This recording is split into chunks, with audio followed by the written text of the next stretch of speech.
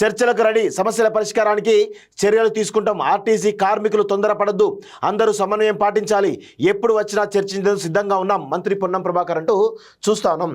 ఈ రాష్ట్ర ప్రభుత్వం మొన్న రీసెంట్గా సీఎం రేవంత్ రెడ్డి గారు కూడా చాలా స్పష్టంగా ఆర్టీసీ కార్మికుల విషయంలో దయచేసి మీరు సమ్మెనం పాటించండి, ఖచ్చితంగా మీకు సరైన టైంలో మీకు న్యాయం చేస్తామని చెప్పేసి కూడా చాలా క్లియర్గా చెప్పడం జరిగింది. ఆర్థిక పరిస్థితి బాగాలేదు, కొంచెం మీరు అర్థం చేసుకోని చెప్పేసి కూడా ఆర్టీసీ కార్మికులను వేడుకన్న విషయం మనం చూస్తున్నాం. ఈ సందర్భంగా నిన్న ఎవరైతే రవాణా శాఖ మంత్రి ఎవరైతే ఉన్నారో పొన్నం ప్రభాకర్ డైరెక్ట్గా చాలా క్లియర్గా చర్చలకు మేము సిద్ధంగా ఉన్నాం, చర్చలు చేద్దామని చెప్పేసి ఇప్పుడే సమ్మెకు పోతుందని చెప్పేసి కూడా చాలా స్పష్టంగా మంత్రి స్వయంగా చెప్పడం కూడా చూస్తాను.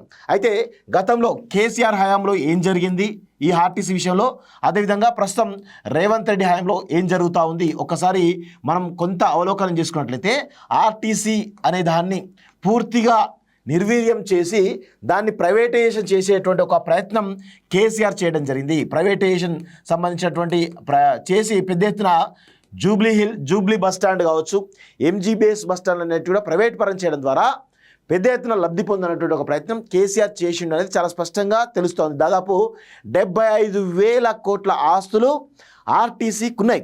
ఆ ఆర్టీసీకి ఉన్నటువంటి ఆస్తులు ఏవైతే ఉన్నాయో వాటిని మొత్తం కూడా ప్రైవేట్ పరం చేయడానికి, ప్రైవేట్ వ్యక్తికి ఇవ్వడానికి, అంటే మైహోం రామేశ్వరరావుకో లేదంటే మెగా కృష్ణాకో ఇచ్చేసి పెద్ద ఎత్తున లబ్ధి పొందంటే ఒక ప్రయత్నం చేసిండు కేసీఆర్. అదేవిధంగా ఆర్టీసీ కార్మికులు సమ్మె చేసినప్పుడు దాదాపు 30 మందికి పైగా చనిపోతే కనీసం పట్టించుకోకపోగా మీరు జాబ్ ఎక్కకపోతే ఖచ్చితంగా మిమ్మల్ని ఉద్యోగాలు తీసేస్తా అని చెప్పేసి కఠినంగా వ్యవహరించినటువంటి విషయం మనం చూస్తూ ఉన్నాం.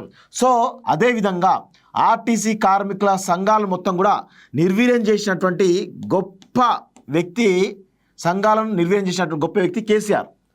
సో అట్లా కార్మికులను అనేక రకాలుగా ఇబ్బంది పెట్టి ఆఖరికి ఆర్టీసీని ప్రభుత్వంలో విలీనం చెప్పేసి నష్టమంతా జరిగిన తర్వాత వాళ్ళ ద్వారా పెద్ద ఎత్తున నష్టం జరగబోతుందని తెలుసుకున్నటువంటి కేసీఆర్ వాళ్ళను ప్రభుత్వంలో విలీనం చేసింది తప్ప, విలీనం చేసేటువంటి ఒక ప్రక్రియ స్టార్ట్ చేసింది తప్ప విలీనం చేయలేదు. సో అదంతా కూడా పెండింగ్ అట్లే ఉన్నది.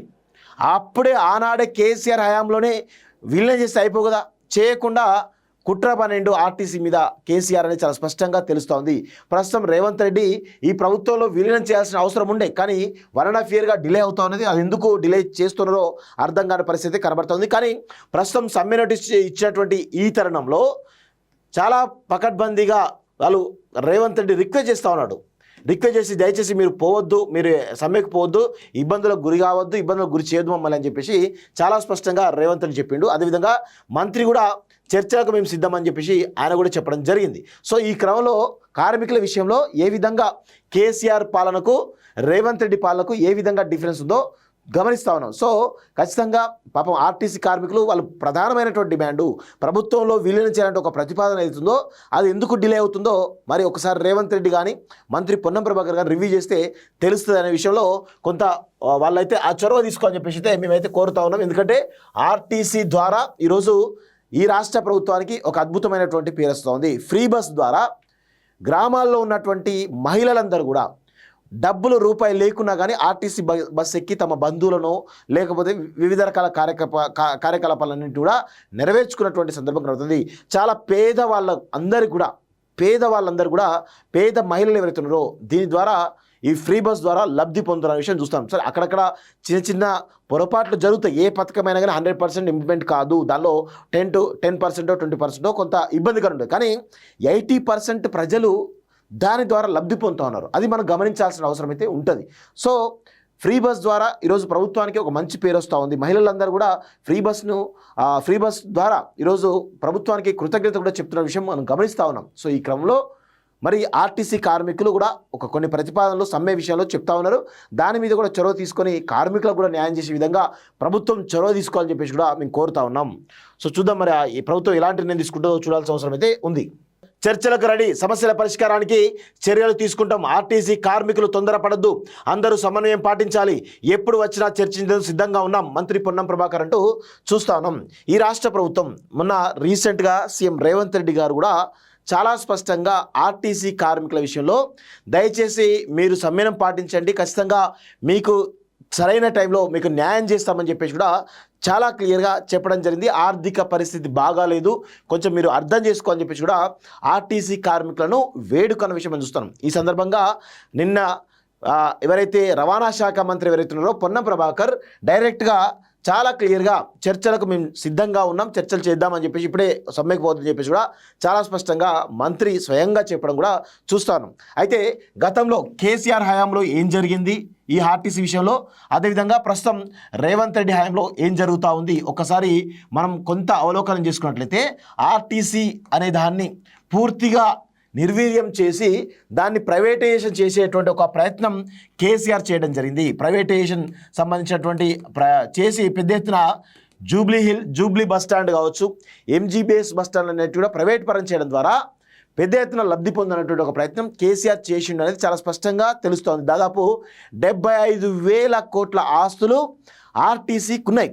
ఆ ఆర్టీసీకి ఉన్నటువంటి ఆస్తులు ఏవైతే ఉన్నాయో వాటిని మొత్తం కూడా ప్రైవేట్ పరం చేయడానికి, ప్రైవేట్ వ్యక్తికి ఇవ్వడానికి, అంటే మైహోం రామేశ్వరరావుకో లేదంటే మెగా కృష్ణాకో ఇచ్చేసి పెద్ద ఎత్తున లబ్ధి పొందంటే ఒక ప్రయత్నం చేసిండు కేసీఆర్. అదేవిధంగా ఆర్టీసీ కార్మికులు సమ్మె చేసినప్పుడు దాదాపు 30 మందికి పైగా చనిపోతే కనీసం పట్టించుకోకపోగా మీరు జాబ్ ఎక్కకపోతే ఖచ్చితంగా మిమ్మల్ని ఉద్యోగాలు తీసేస్తా అని చెప్పేసి కఠినంగా వ్యవహరించినటువంటి విషయం మనం చూస్తూ ఉన్నాం.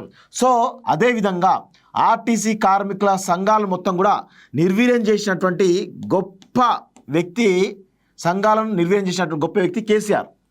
సో అట్లా కార్మికులను అనేక రకాలుగా ఇబ్బంది పెట్టి ఆఖరికి ఆర్టీసీని ప్రభుత్వంలో విలీనం చెప్పేసి నష్టమంతా జరిగిన తర్వాత వాళ్ళ ద్వారా పెద్ద ఎత్తున నష్టం జరగబోతుందని తెలుసుకున్నటువంటి కేసీఆర్ వాళ్ళను ప్రభుత్వంలో విలీనం చేసింది తప్ప, విలీనం చేసేటువంటి ఒక ప్రక్రియ స్టార్ట్ చేసింది తప్ప విలీనం చేయలేదు.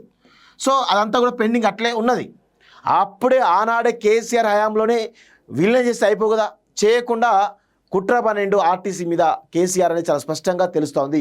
ప్రస్తుతం రేవంత్ రెడ్డి ఈ ప్రభుత్వంలో విలీనం చేయాల్సిన అవసరం ఉండే, కానీ 1.5 yearగా డిలే అవుతా ఉన్నది. అది ఎందుకు డిలే చేస్తున్నారో అర్థం కాని పరిస్థితి కనబడుతుంది. కానీ ప్రస్తుతం సమ్మె నోటీస్ ఇచ్చినటువంటి ఈ తరుణంలో చాలా పకడ్బందీగా వాళ్ళు రేవంత్ రెడ్డి రిక్వెస్ట్ చేసి దయచేసి మీరు పోవద్దు, మీరు సమ్మెకు పోవద్దు, ఇబ్బందులకు గురి కావద్దు, ఇబ్బందులకు గురి చేయొద్దు మమ్మల్ని అని చెప్పేసి చాలా స్పష్టంగా రేవంత్ రెడ్డి చెప్పిండు. అదేవిధంగా మంత్రి కూడా చర్చలకు మేము సిద్ధమని చెప్పేసి ఆయన కూడా చెప్పడం జరిగింది. సో ఈ క్రమంలో కార్మికుల విషయంలో ఏ విధంగా కేసీఆర్ పాలనకు రేవంత్ రెడ్డి పాలనకు ఏ విధంగా డిఫరెన్స్ ఉందో గమనిస్తూ ఉన్నాం. సో ఖచ్చితంగా పాపం ఆర్టీసీ కార్మికులు వాళ్ళు ప్రధానమైనటువంటి డిమాండు ప్రభుత్వంలో విలీనం చేయాలంటే ఒక ప్రతిపాదన అవుతుందో అది ఎందుకు డిలే అవుతుందో మరి ఒకసారి రేవంత్ రెడ్డి కానీ మంత్రి పొన్నం ప్రభాకర్ గారు రివ్యూ చేస్తే తెలుస్తుంది అనే విషయంలో కొంత వాళ్ళైతే ఆ చొరవ తీసుకోవాలని చెప్పేసి అయితే మేమైతే కోరుతా ఉన్నాం. ఎందుకంటే ఆర్టీసీ ద్వారా ఈరోజు ఈ రాష్ట్ర ప్రభుత్వానికి ఒక అద్భుతమైనటువంటి పేరు వస్తుంది. ఫ్రీ బస్ ద్వారా గ్రామాల్లో ఉన్నటువంటి